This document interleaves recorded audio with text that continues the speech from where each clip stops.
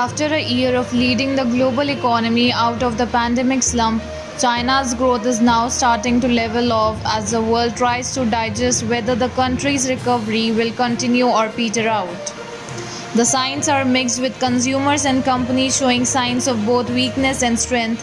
The rising cost of raw materials is eating into the profits of factories and retailers, while exports remain strong. People are shopping more, but small businesses are suffering, and the ongoing uncertainty of the pandemic weighs over it all.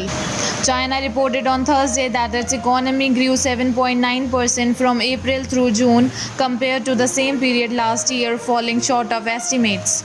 Although that pace is still stronger than many other countries, it is markedly slower than the 18.3% leap the economy made in the first 3 months of the year.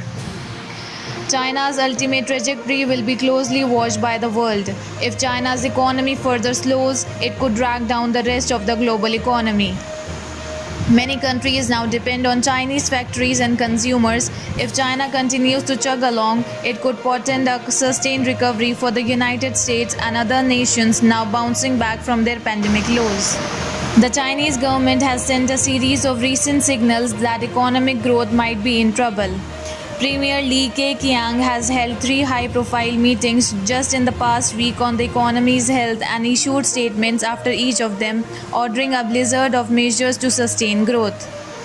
The most important of these measures was a policy shift by the central bank. China's central bank moved to help small businesses get loans. Starting on Thursday, commercial banks can keep somewhat smaller cash reserves. In theory, that frees the banks to lend more, which could stimulate business investment and consumer spending. But looming over the country's economy is an accumulated mountain of corporate and household debt. Beijing has become tolerating some bond defaults and has hinted lately that the possibility that it might not help some state-owned enterprises pay their debts in full.